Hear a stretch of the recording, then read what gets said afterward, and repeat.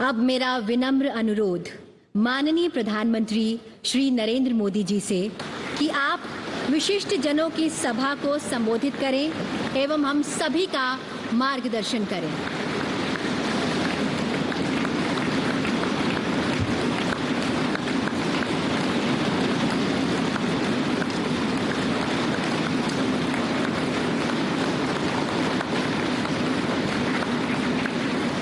आदरणीय उपराष्ट्रपति जी, आदरणीय स्पीकर महोदय, मंच पर विराजमान सभी वरिष्ठ महानुभाव और 140 करोड़ देशवासियों के प्रतिनिधि, सभी माननीय सांसदगण, आपको और देशवासियों को गणेश चतुर्थी की अनेक अनेक शुभकामनाएं।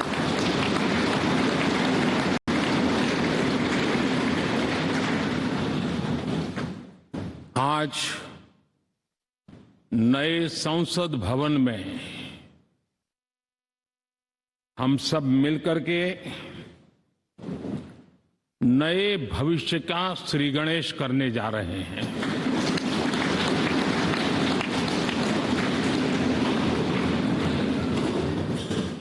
आज हम यहां विकसित भारत का संकल्प दोहराना, फिर एक बार संकल्पबद्ध होना और उसको परिपूर्ण करने के लिए जी जान से जुटने के इरादे से नए भवन की तरफ प्रस्थान कर रहे हैं।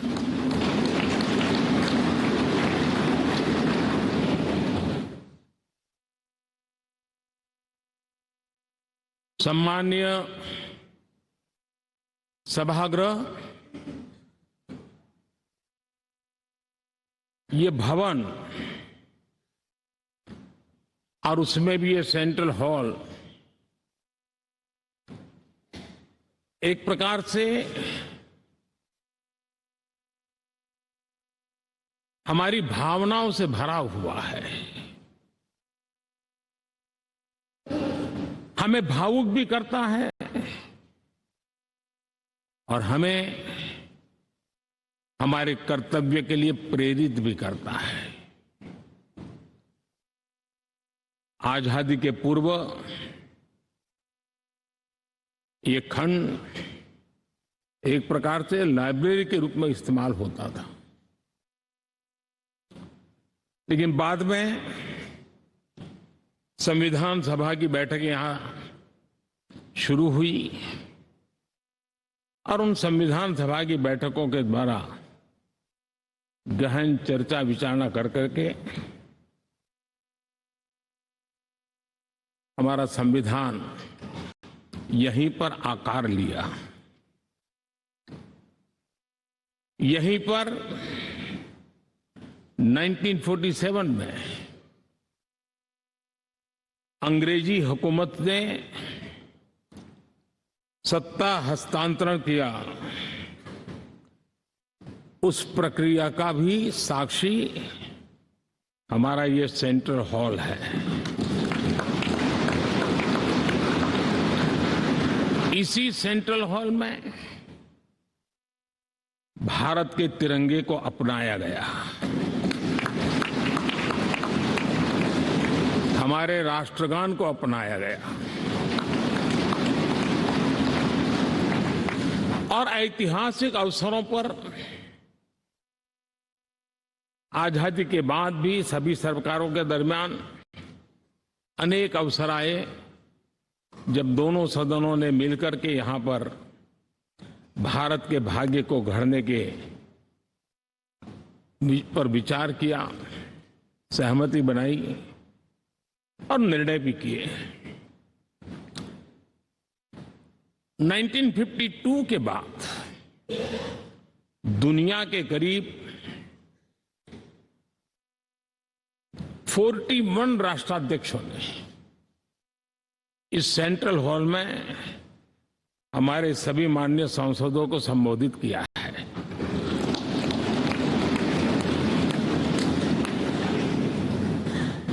हमारे राष्ट्रपति महोदयों के द्वारा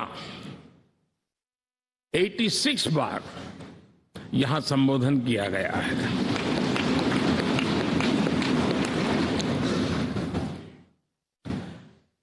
बीते 7 दशकों में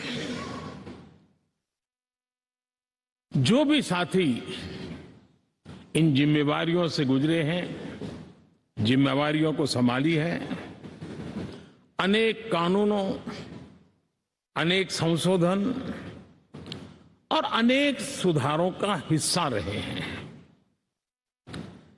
अभी तक लोकसभा और राज्यसभा ने मिलकर करीब करीब 4000 से अधिक कानून पास किए हैं।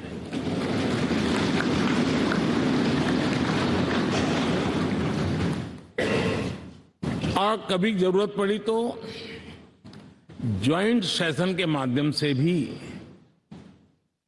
कानून पारित करने की दिशा में रणनीति बनानी पड़ी और उसके तहत भी दहेज रोकथाम कानून हो, बैंकिंग सर्विस कमीशन बिल हो,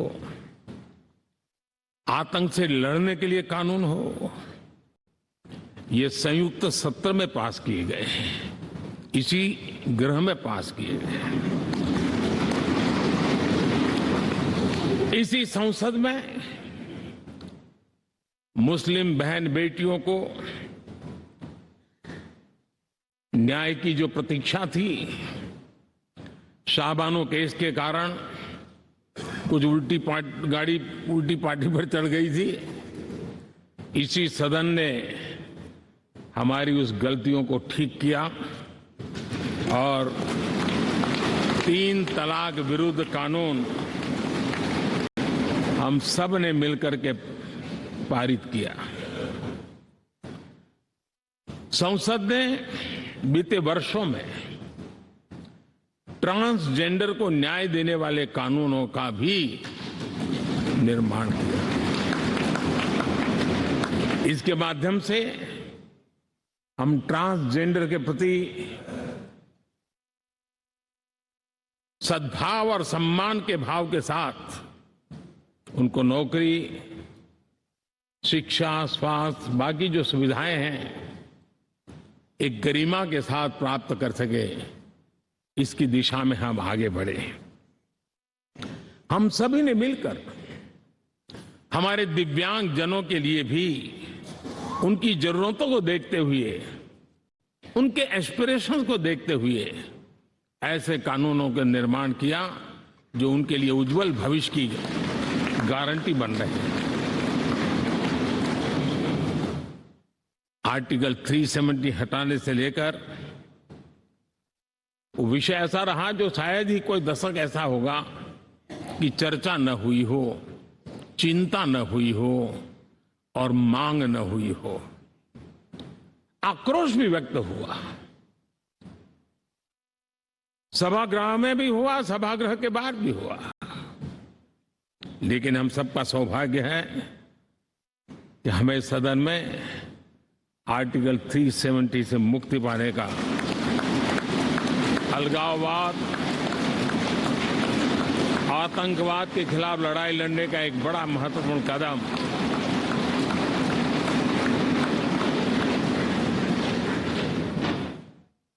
और इस महत्वपूर्ण काम में माननीय सांसदों की, संसद की बहुत बड़ी भूमिका है। जम्मू कश्मीर में इसी सदन में निर्मित हुआ संविधान हमारे पूर्वजों ने दिया हुआ वो महामूल्य दस्तावेज जम्मू कश्मीर में लागू करते हैं तो इस मिट्टी को प्रणाम करने का मन करता है। आज जम्मू और कश्मीर शांति और विकास के रास्ते पर चलने के लिए प्रतिबद्ध हुआ है और नए उमंग, नए उत्साह, नए संकल्प के साथ जम्मू कश्मीर के लोग आगे बढ़ने का कोई मौका अब छोड़ना नहीं चाहते हैं। ये दिखाता है कि संसद के सदस्यों ने मिलकर के संसद के भवन में कितने महत्वपूर्ण काम किए हैं। माननीय सांसदगण, लाल किले से मैंने कहा था, यही समय है, सही समय है।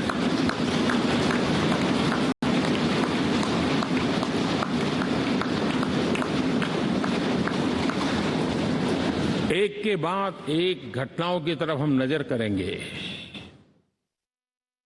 हर घटना इस बात का गवाह दे रही है कि आज भारत एक नई चेतना के साथ पुनर्जागृत हो चुका है।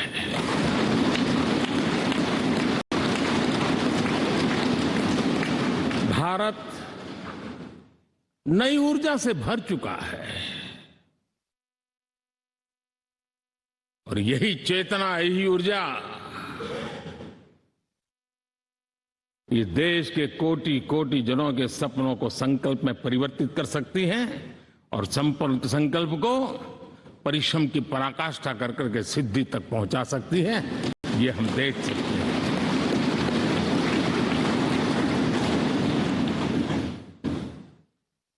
और मेरा विश्वास है,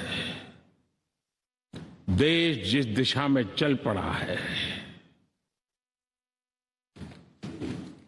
इच्छित परिणाम अवश्य प्राप्त होंगे।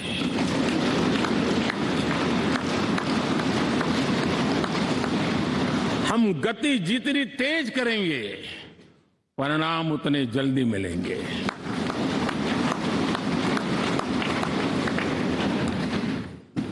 आज भारत 5वीं अर्थव्यवस्था पर पहुंचा है, लेकिन पहले 3 में पहुंचने के संकल्प के साथ बढ़ रहा है।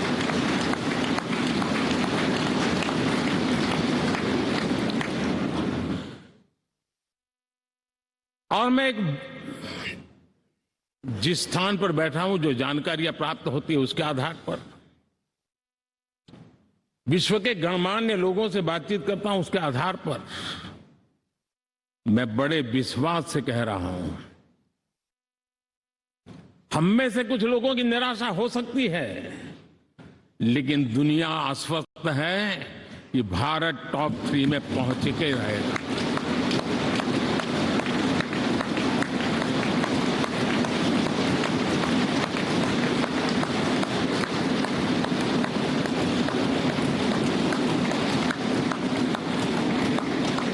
भारत का बैंकिंग सेक्टर आज अपनी मजबूती के कारण से फिर एक बार दुनिया में सकारात्मक चर्चा का केंद्र बना हुआ है।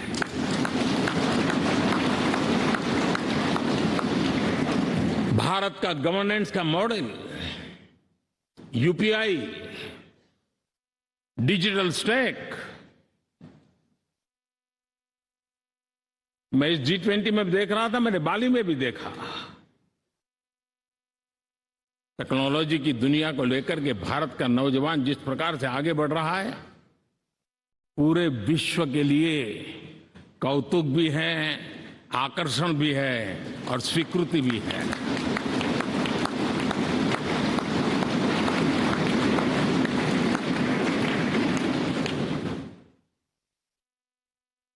हम सब उस ऐसे कालखंड में हैं, मैं कहूंगा हम लोग एक भाग्यवान लोग हैं।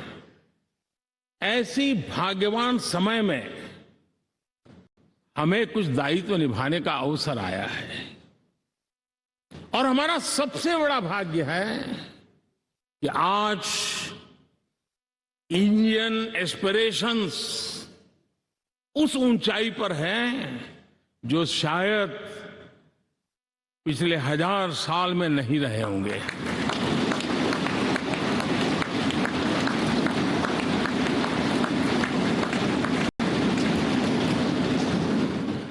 गुलामी के जंजीरों ने उसके एस्पिरेशंस को दबोच के रखा था।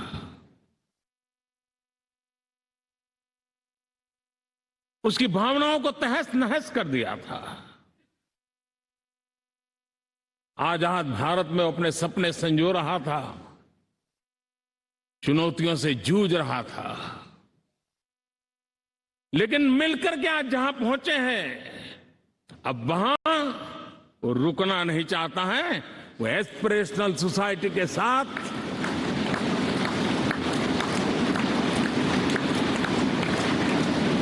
नए लक्ष्य गढ़ना चाहता है।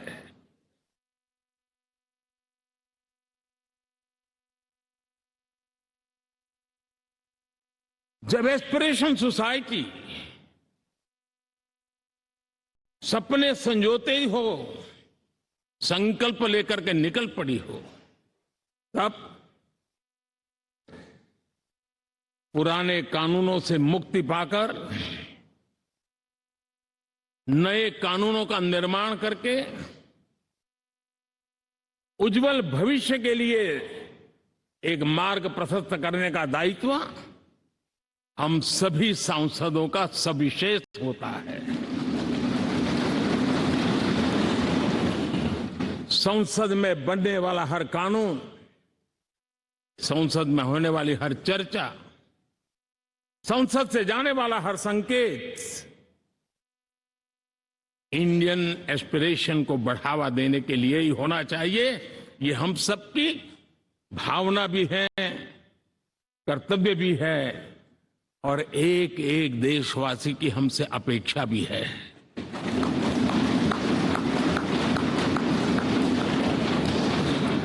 हम जो भी रिफॉर्म करें उसके मूल में इंडियन एस्पिरेशन सबसे सर्वोच्च पद पर होना चाहिए, प्राथमिकता पर होना चाहिए।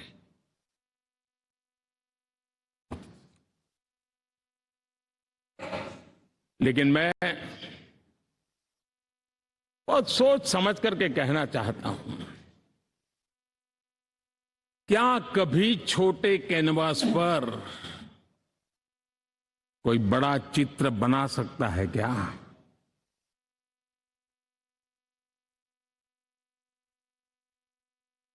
जैसे छोटे कैनवास पर बड़ा चित्र नहीं बन सकता, वैसे हम भी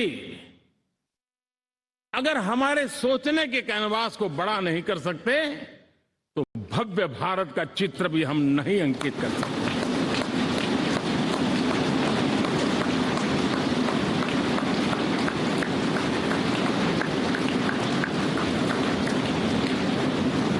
पचहत्तर साल का हमारे पास अनुभव है।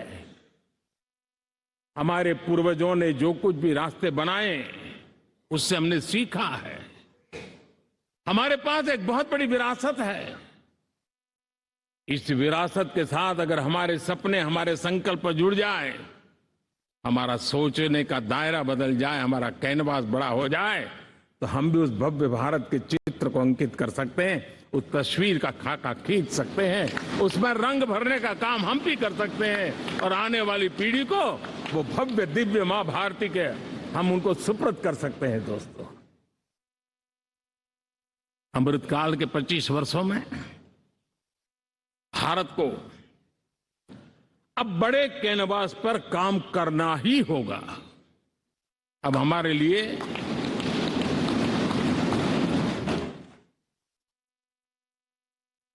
छोटी छोटी चीजों में उलझना वो वक्त चला गया है। हमें आत्मनिर्भर भारत बनाने के लक्ष्य को सबसे पहले परिपूर्ण करना चाहिए और हमसे शुरुआत होती है, हर नागरिक से शुरुआत होती है।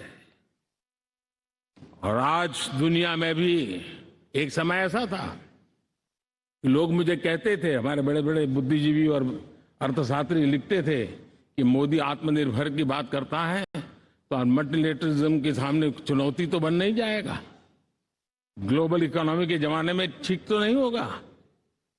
लेकिन 5 साल के भीतर भीतर देखा, दुनिया भारत के आत्मनिर्भर मॉडल की चर्चा करने लग गई है।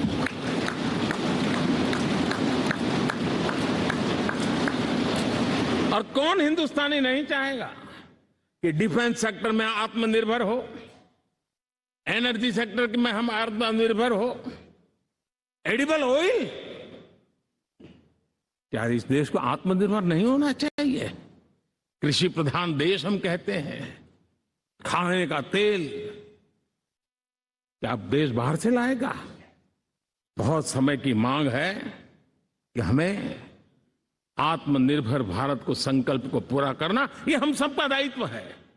उसमें दल आड़े नहीं आते हैं, सिर्फ दिल चाहिए, देश के लिए चाहिए।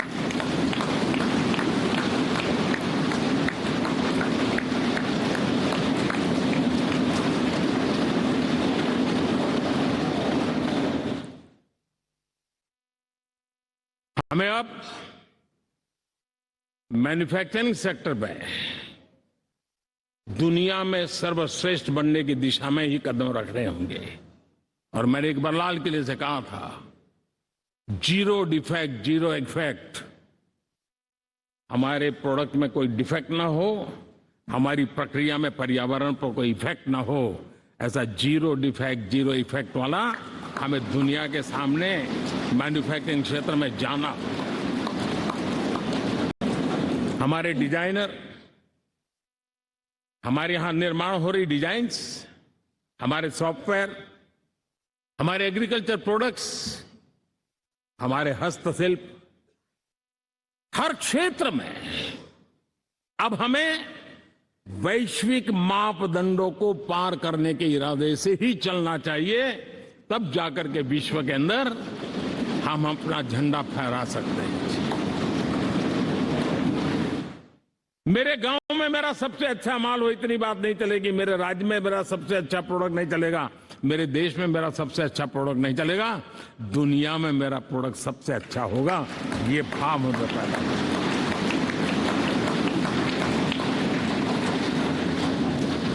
हमारी यूनिवर्सिटीज दुनिया के अंदर टॉप रैंकिंग में आए, अब इसमें हमें पीछे नहीं रहना है। हमारे शिक्षा जगत को नई नेशनल एजुकेशन पॉलिसी मिली है, एक खुलापन है, सर्व स्वीकृत बनी है, उसके सहारे अब हमें चल पाना है। और दुनिया के टॉप मोस्ट यूनिवर्सिटीज में अभी जब G20 में विश्व के मेहमान आए तो मैंने नालंदा की एक तस्वीर रखी थी वहां, और जब मैं दुनिया को कहता था 1500 साल पहले मेरे देश में दुनिया की उत्तम से उत्तम यूनिवर्सिटी हुआ करती थी, तो उन सुनते ही रह जाते थे। लेकिन हमें उसे प्रेरणा लेनी है, पर प्राप्त तो अभी करके रहना है, ये हमारा संकल्प होना है। आज हमारे देश का नौजवान खेल जगत के अंदर दुनिया में हमारी पहचान बना रहा है। टियर 2, टियर 3 सिटी से, गांव, गरीब परिवारों से, गांव से देश के नौजवान, देश की बेटे बेटियां आज खेलकूद के जगत जीवन में हमारा नाम रोशन कर रही है। लेकिन देश चाहता है और देश का संकल्प होना चाहिए कि अब खेलकूद के हर पोडियम पे हमारा तिरंगा भी लहराता होगा।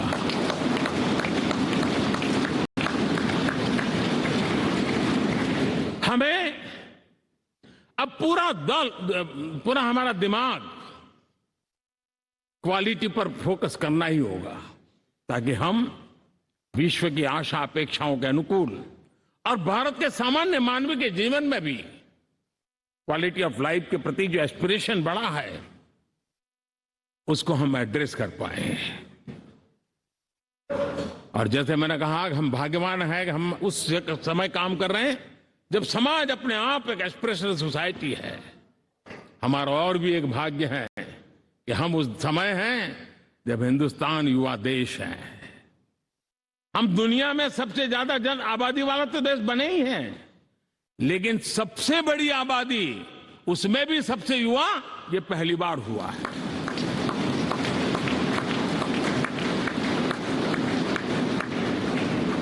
जिस देश के पास ये युवा शक्ति हो, युवा सामर्थ्य हो, तब हमें उसकी टैलेंट पे भरोसा है। हमें उसकी संकल्प शक्ति में भरोसा है, उसकी साहस में हमें भरोसा है। और इसलिए हम चाहते हैं कि दुनिया में भारत का युवा अग्रिम पंक्ति में नजर आना चाहिए, वो स्थिति पैदा होनी चाहिए। आज पूरी दुनिया को स्किल मैन पावर की बहुत बड़ी जरूरत है और भारत विश्व की इस आवश्यकता की पूर्ति के लिए अपने आप को सज्ज कर सकता है और उन आवश्यकताओं को पूरी कर करके दुनिया में अपनी एक जगह भी बना सकता है। और इसलिए विश्व में उनकी आवश्यकता के लिए किस प्रकार के मैन पावर की जरूरत है, किस प्रकार के उनको ह्यूमन रिसोर्स की जरूरत है, उस स्किल मैपिंग का काम भी चल रहा है और उस स्किल मैपिंग के अनुसार भारत के अंदर स्किल डेवलपमेंट की तरफ हम बल दे रहे हैं। और जितना ज्यादा हम स्किल डेवलपमेंट पर बल देंगे, भारत के नौजवानों का सामर्थ्य विश्व में अपना डंका बजाने में कोई कमी नहीं रखेगा। और हिंदुस्तानी जहां गया है उसने अच्छाई की छाप छोड़ी है, कुछ कर गुजरने की छाप छोड़ी है। ये सामर्थ्य हमारे अंदर पहले से पड़ा हुआ है और हमारे पहले जो लोग गए हैं उन्होंने इससे छवि भी बना के रखी हुई है। आपने देखा होगा पिछले दिनों करीब 150 नर्सिंग कॉलेज एक साथ खोलने का निर्णय किया। पूरे दुनिया में बहुत बड़ी रिक्वायरमेंट है नर्सिंग की। हमारी बहन, हमारी बेटियां, हमारे बेटे उस क्षेत्र में दुनिया में पहुंच सकते हैं, आसानी से पहुंच सकते हैं। पूरे विश्व की जरूरत है और ये तो मानवता का काम है जिसमें हम पीछे नहीं रहेंगे। आज मेडिकल कॉलेजेस का इतना व्यापक रूप से निर्माण देश की आवश्यकता तो पूरी करनी ही करनी है, दुनिया की आवश्यकताओं में भी योगदान दे सकते हैं। कहने का तात्पर्य यही है, हर छोटी चीज पर बारीकी से ध्यान देते हुए, उस पर अपना ध्यान केंद्रित करते हुए हमें आगे बढ़ना है। हमें भविष्य के लिए सही समय पर सही फैसले भी लेने होते हैं। हम फैसलों को टाल नहीं सकते। हम राजनीतिक लाभ नुकसान के गणा भाग के अंदर अपने आप को बंधित नहीं बना सकते हैं। हमें तो देश के एस्पिरेशन के लिए हिम्मत के साथ नए निर्णय करने होते हैं। आज सोलर पावर के सफल मूवमेंट्स हमारी भावी पीढ़ी के लिए एनर्जी क्राइसिस से मुक्ति की गारंटी दे रहा है। आज मिशन हाइड्रोजन आने वाले दिनों में जो एनवायरमेंट की चिंता है, जो टेक्नोलॉजी में बदलाव आ रहा है, उसके समाधान का रास्ता देने का सामर्थ्य रखती है। आज हमारा सेमीकंडक्टर जिस प्रकार से जीवन चलाने में हमारे हृदय की जरूरत रहती है, वैसे ही आज हमारी टेक्नोलॉजी चिप्स के बिना चल नहीं सकती और सेमीकंडक्टर उसके लिए बहुत अनिवार्य है। उस दिशा में हम आगे जाकर के इलेक्ट्रॉनिक मैन्युफैक्चरिंग में कोई रुकावट ना आए और जीवन कहीं अटक न जाए, उसलिए एक बहुत बड़ी मात्रा में हम काम कर रहे हैं। जल जीवन मिशन, हर जिले में 75 अमृत सरोवर, हमारी भावी पीढ़ी को, हमारे बच्चे उनको कभी पानी के बिना तरसना न पड़े, इसकी चिंता हम आज कर रहे हैं।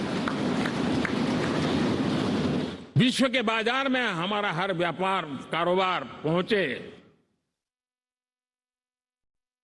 कॉम्पिटिटिव ताकत के साथ खड़ा रहे, लॉजिस्टिक सिस्टम को और अधिक कम खर्च वाला बनाना, एफिशिएंट बनाना, उस दिशा में हम बहुत नीतियां लेकर के चल रहे हैं। आज समय की मांग है कि भारत का एक ऐसा भारत का हम निर्माण करें। नॉलेज, इनोवेशन, ये समय की मांग है और दुनिया में हमें अग्रिम पंक्ति में जाने का ये रास्ता भी है। और इसलिए पिछले हमने समय नेशनल एजुकेशन पॉलिसी के साथ साथ टेक्नोलॉजी के बढ़ावे के लिए हमने रिसर्च और इनोवेशन का एक कानून भी पारित किया है, ताकि हमारे देश के नौजवानों को इस इनोवेशन के और चंद्रयान 3 की सफलता के बाद देश के नौजवानों के मन में विज्ञान की तरफ आकर्षण बढ़ रहा है। हमें मौका गंवाना नहीं है। हमारी युवा पीढ़ी को हमने रिसर्च और इनोवेशन के लिए पूरे अवसर देने हैं और इस इकोसिस्टम को बनाने के लिए हमने एक उज्जवल भविष्य के निर्माण की नींव रखी है।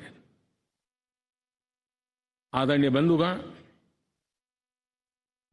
सामाजिक न्याय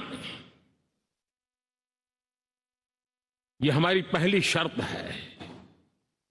बिना सामाजिक न्याय, बिना संतुलन, बिना समभाव, बिना समत्व हम इच्छित परिणामों को घर के भीतर प्राप्त नहीं कर सकते। लेकिन सामाजिक न्याय की चर्चा बहुत सीमित बन के रह गई। हमें उसको व्यापक रूप में देखना होगा। हम किसी गरीब को कोई सुविधा दें, किसी समाज में दबे कुचले व्यक्ति को कोई सुविधा दें, वो तो सामाजिक न्याय की एक प्रक्रिया है। लेकिन उसके घर तक पक्की सड़क बन जाए ना, वो भी सामाजिक न्याय के लिए उसको मजबूती देती है। उसके घर के नजदीक में बच्चों के लिए अगर स्कूल खुल जाए तो वो भी उसको सामाजिक न्याय की मजबूती देती है। उसको बिना खर्च अगर आरोग्य में समय की जरूरत पड़े वो मिले, तब जाकर के सामाजिक न्याय की मजबूती मिलती है। और इसलिए जिस प्रकार से समाज व्यवस्था में सामाजिक न्याय जरूरत है, वैसा ही राष्ट्र व्यवस्था में सामाजिक न्याय की आवश्यकता है। अब देश का कोई हिस्सा पीछे रह जाए, अविकसित रह जाए, ये भी सामाजिक न्याय के खिलाफ है। दुर्भाग्य से देश का पूर्वी इलाका, भारत का पूर्वी भाग जो समृद्धि से भरा हुआ है, लेकिन वहां के नौजवानों को रोजगार के लिए दूसरे इलाके में जाना पड़ रहा है। ये स्थिति हमें बदलनी है। हमारे देश के उस पूर्वी भाग को, इलाका को समृद्ध बना करके सामाजिक न्याय की मजबूती भी हमने देनी है। असंतुलित विकास, शरीर कितना भी स्वस्थ क्यों न हो, लेकिन एक उंगली को भी अगर लकवा मार गया है तो शरीर स्वस्थ नहीं माना जाता है। भारत कितना ही समृद्ध हो, लेकिन कोई अंग उसका दुर्बल रह जाए तो भारत समृद्धि में पीछे है, मानना पड़ेगा। और इसलिए हम सर्वांगीण विकास के पक्ष में, सामाजिक न्याय की उस ऊंचाई को प्राप्त करने के पक्ष में, दिशा में हमें आगे बढ़ना है। चाहे पूर्वी भारत हो, चाहे नॉर्थ ईस्ट हो, हमें उन चीजों को प्राप्त करना। और उसीलिए जो रणनीति कितनी सफल हुई है, 100 एस्पिरेशनल डिस्ट्रिक्ट पर विशेष काम किया, नौजवान अफसरों को लगाया गया, एक स्ट्रेटेजी बनाई गई। आज दुनिया उस मॉडल की चर्चा कर रही है और आज 100 डिस्ट्रिक्ट देश के कोने कोने में जो पीछे माने जाते थे, उसको बोझ मान लिया गया था। आज स्थिति ये बनी है कि 100 डिस्ट्रिक्ट अपने अपने राज्य में लीड कर रहे हैं, राज्य की एवरेज से भी ऊपर जा रहे हैं। और इस सफलता को देख करके, सामाजिक न्याय की इस भावना को मजबूत करते हुए 100 डिस्ट्रिक्ट में से आगे बढ़ करके अब जमीनी स्तर पर ले जाने के लिए 500 ब्लॉक तक उनको एस्पिरेशनल डिस्ट्रिक्ट ब्लॉक के नाते आइडेंटिफाई करके उसको मजबूती करने देने का काम चल रहा है।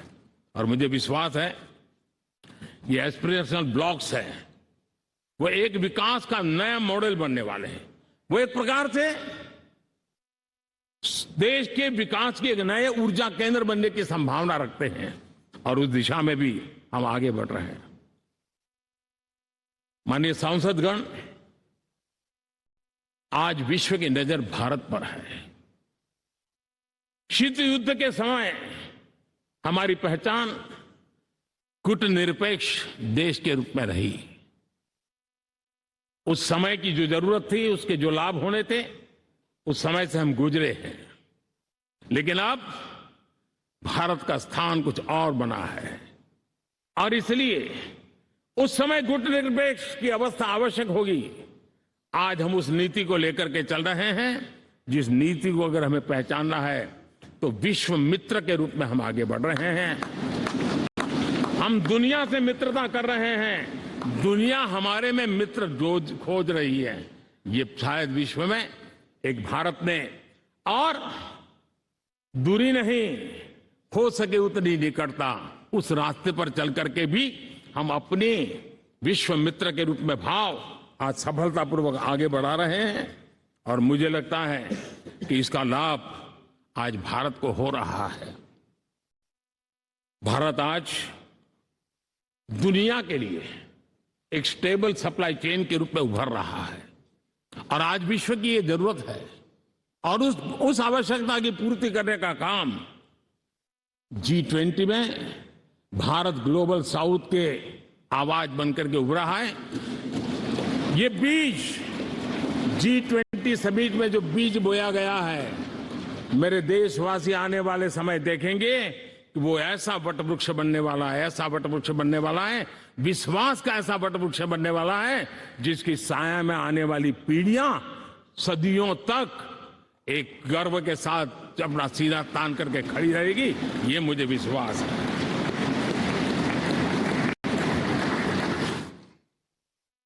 इस G20 में एक बहुत बड़ा काम हमने किया है, बायोफ्यूल अलायंस का। हम विश्व के नेतृत्व करते रहे, दिशा दे रहे हैं और विश्व को बायोफ्यूल अलायंस में दुनिया के सभी देश देखते ही देखते उसकी सदस्यता ले रहे थे और एक बहुत बड़ा आंदोलन खड़ा होने जा रहा है और जिसका नेतृत्व ये हमारा भारत कर रहा है। छोटे छोटे महाद्वीप, उनके साथ भी आर्थिक कॉरिडोर बनाने की दिशा में हमने बड़ी मजबूती के साथ कदम उठाए हैं। आदरणीय बंधुगण, आदरणीय उपराष्ट्रपति जी, आदरणीय स्पीकर महोदय, आज हम यहां से विदाई लेकर के नए भवन में जा रहे हैं, संसद के नए भवन में बैठने वाले हैं और ये शुभ है, गणेश चतुर्थी के दिन बैठ रहे हैं।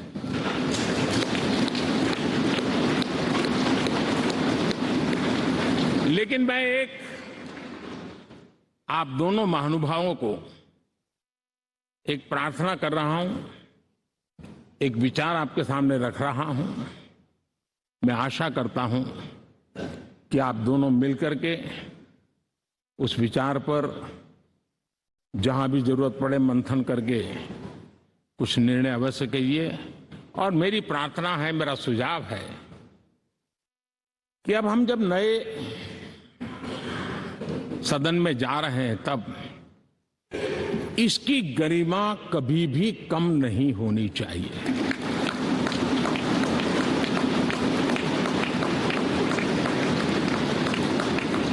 इसे सिर्फ पुरानी पार्लियामेंट कहकर के छोड़ दें, ऐसा नहीं होना चाहिए।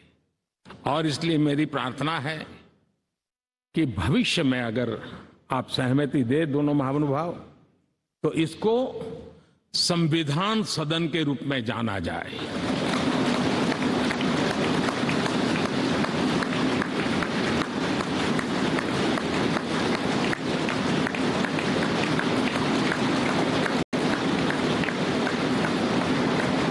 ताकि ये हमेशा हमारे रक्षा के लिए हमारी जीवन प्रेरणा बनी रहेगी। और जब संविधान सदन कहेंगे तब उन महापुरुषों का याद भी उसके साथ जुड़ जाएगी जो कभी संविधान सभा में यहां बैठा करते थे, गणमान्य महापुरुष बैठा करते थे। और इसलिए भावी पीढ़ी को ये तोहफा भी देने का अवसर हमें जाने नहीं देना चाहिए। मैं फिर एक बार इस पवित्र भूमि को प्रणाम करता हूं।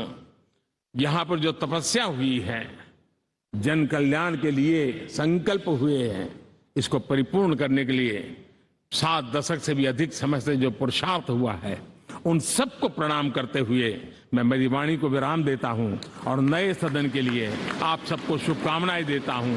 बहुत बहुत धन्यवाद।